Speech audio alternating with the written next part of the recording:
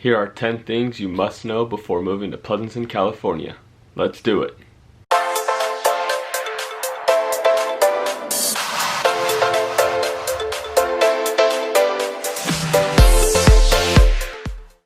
What's going on, everybody? Cooper Eisenmann here with Untitled Real Estate, and I'm coming at you live from Pleasanton, California, and these are 10 things you must know if you're planning a move here. Now, first and foremost, I want to invite you to like, subscribe, and hit the bell notification if and only if you want to stay up to date every time I post a new video, because starting now a few times a week I'm going to be posting a video related to cities within the Tri-Valley area, which is a 6-city region here in the East Bay area of California that includes Pleasanton, Dublin, San Ramon, Livermore, Danville, and Alamo. So if you're planning a move to any of these cities, please subscribe so you stay notified, because I'm going to be posting videos every week highlighting different aspects of each one of these cities so that you're well informed and educated before you make a final decision to move here. Alright, so let's get into it. Number 1, housing prices in Pleasanton can range from $400K all the way up to $4 million plus. Now obviously a $400K home is going to get you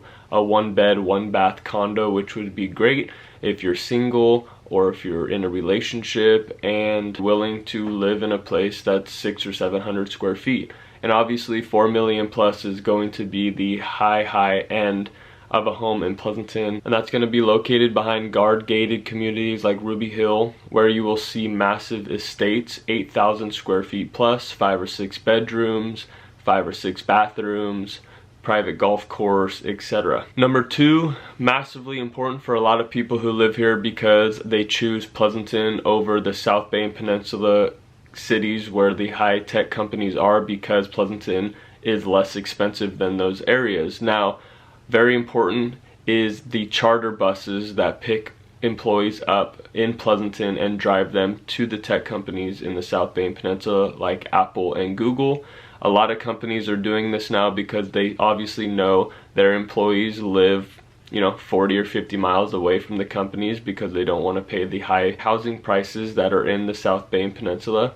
So it's very convenient. I actually have a client right now who is in contract to buy a home in Pleasanton, who works in the South Bay and Peninsula and plans on taking the charter bus. It's also a great alternative to driving, because instead of the commute in your own car, an hour and a half, maybe 2 hours if it's really bad, and not being able to get any work done, if you take the charter bus, you are a passenger. Obviously, they have Wi-Fi, and you can actually utilize the hour and a half, 2 hours to get work done. And then maybe your work day can even be cut down a little bit because you utilize the commute time to get work done rather than just driving. Number 3, Pleasanton is a fairly large city when you compare it to the other 6 cities in the Tri-Valley. So you can either be very close to the freeway when buying a home, or you can be as far as 15 or 20 minutes depending on traffic and the time of the day.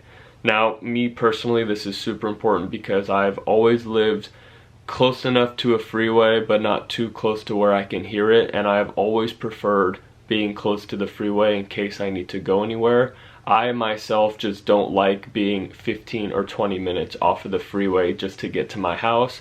People have different preferences, and it is completely up to you when deciding, but just know there are options. You can either be 3 minutes from the freeway or up to 15 and 20 minutes away. Number 4, the Alameda County Fairgrounds is located directly in the center of Pleasanton. It's an awesome area where we host the Alameda County Fair once a year in the summer months. Now obviously it is canceled this year due to COVID-19, but for as long as I lived in Pleasanton, which was when I was 4 years old, every year we have had the Alameda County Fair come to town. Also throughout the year we host a Good Guys car show, RV and boat show, and a bunch of other sales shows and events. So it's an awesome place to get out with the family or to go solo and go enjoy one of the many things that the fair has to offer. Number 5, another reason I love Pleasanton and the Tri-Valley so much is because of the close proximity to different events and outings. So 2 things come to mind. When I was growing up, I was an avid wakeboarder and snowboarder, and a reason I love this area so much is because we have the Delta, which is only 45 minutes away, and a bunch of people go wakeboarding and wake surfing there. It's an awesome environment during the summer months.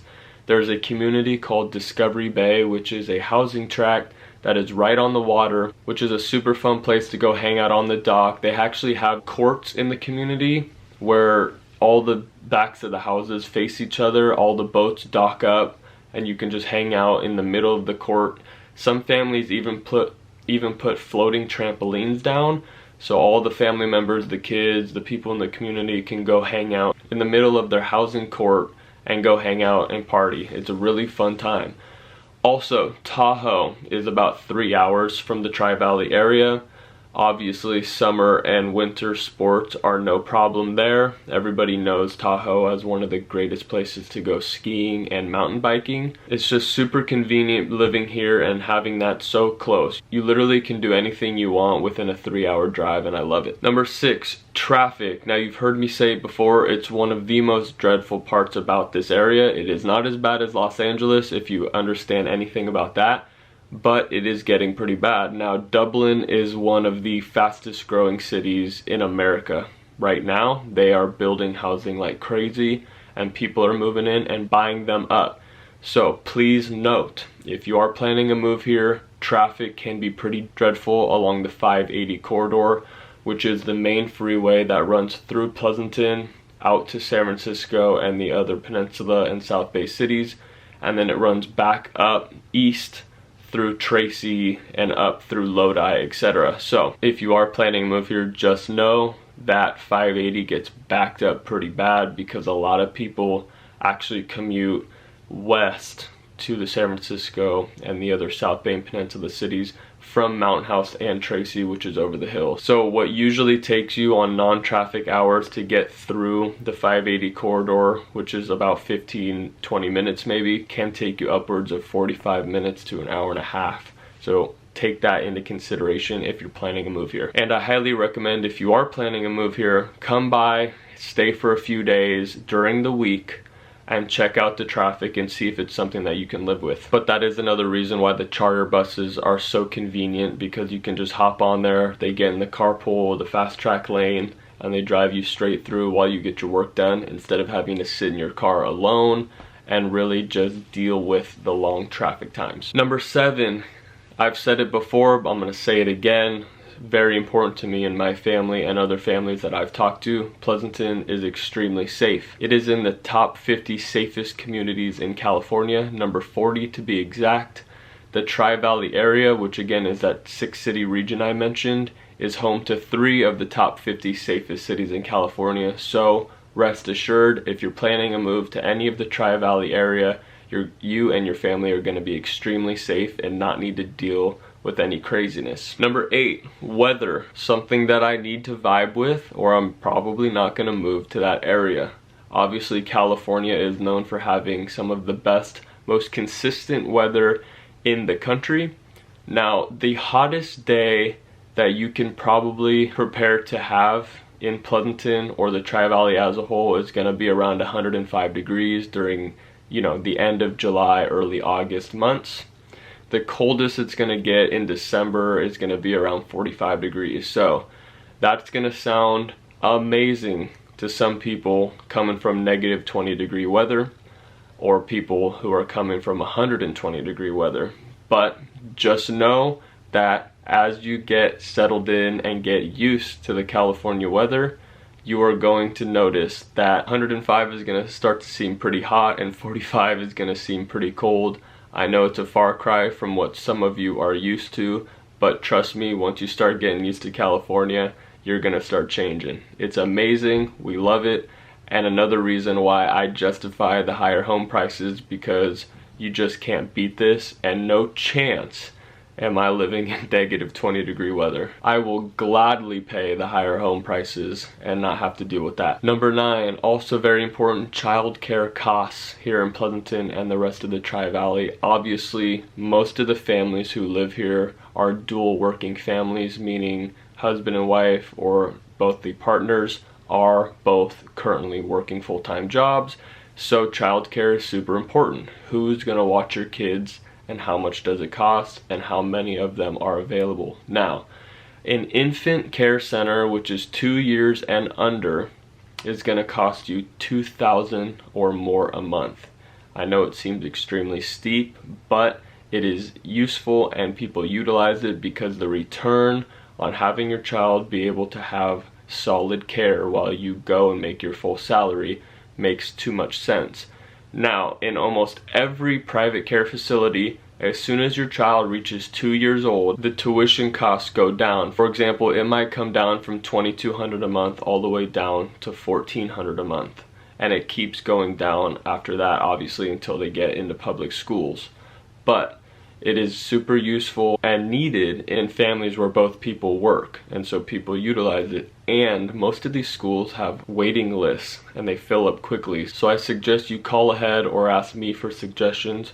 My wife was actually a Montessori preschool teacher, so she knows about all of the fantastic private care schools and facilities within the area, so I would love to give you some pointers and lead you to a good place that you can contact to find if they have availability for your kid. Also, depending on what city you live in, you can get your childcare costs all the way down to around $1,100 a month. That's gonna be pretty much the lowest for full-time care. Now, most of these schools have several options. You can do like 3 full days, 5 full days, 4 full days, or you can even cut those into half days, like 7 to 12. A full day would run you between 7 and 8 to 4 and 6, depending on the school. Everybody has different schedules, and all schools actually do different things. So again, I highly recommend you look into these places and call them directly to see if their program is a good fit for your philosophy and how you want your kids to be taught when going to school. Number 10, public school day hours. I've literally lived here my entire life. I have no idea how the rest of the country does it, but I can tell you public school day hours, you can expect your child or kid to start anywhere from 7 to 8 in the morning and end between 3 and 4 in the afternoon. Now, schools do offer after school classes, so that could even be pushed back to 4:30 or 5. Or if your child obviously is in high school or middle school and they have a school sports practice, then that would be pushed back as well. But just know that those are the typical hours. And that's about it. So I just wanted to tell you guys thank you for watching this video, and if you ever have any questions, please reach out to me. I'm gonna put my contact info here or here. You can reach out to me any time of the day. I will always get back to you within 15 or 20 minutes. If you have any questions specific to any of the cities I mentioned at the beginning of this video, please reach out to me. I love hearing from you guys. So thank you, and I'll see you next time.